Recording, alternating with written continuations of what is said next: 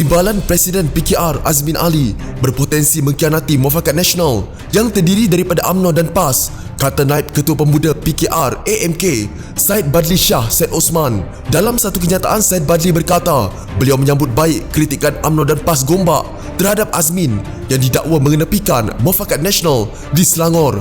Beliau juga berpotensi untuk mengkhianati muafakat nasional kerana Azmin mempunyai sejarah mengkhianati rakan seperjuangan.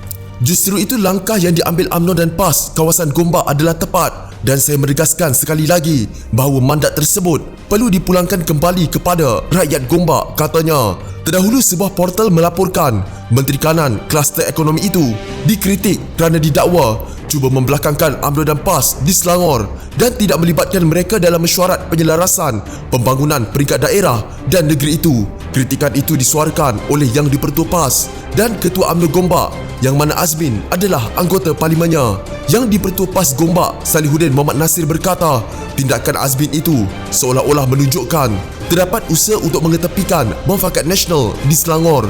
Saya perasan ada gerakan yang halus dan saya pun tidak tahu Azmin ini parti apa, dia bergerak sebagai parti apa, katanya dalam satu temu bual. Ketua UMNO Gombak Megat Zulkarnain Omaden pula berkata tindakan Azmin sebagai pelik dan menyifatkannya sebagai keliru, sama ada bersama Perikatan Nasional atau masih dengan Pakatan Harapan. Untuk rekod, Azmin pada penghujung Februari lalu terlibat dalam satu gerakan untuk menubuhkan sebuah kerajaan baru melalui satu pertemuan di sebuah hotel di Petaling Jaya bersama sekumpulan pemimpin parti politik termasuk UMNO dan PAS. Krisis politik yang berlarutan selama seminggu ini menyaksikan Perdana Menteri ketika itu, Dr. Mahathir Mohamad, meletakkan jawatan dan bersatu mengumumkan keluar daripada Pakatan Harapan yang menjadi kerajaan. Krisis itu berakhir apabila Muhyiddin Yassin dilantik sebagai Perdana Menteri dan menubuhkan sebuah kerajaan baru yang dinamakan Perikatan Nasional bersama UMNO, PAS dan beberapa parti dari Sabah dan Sarawak.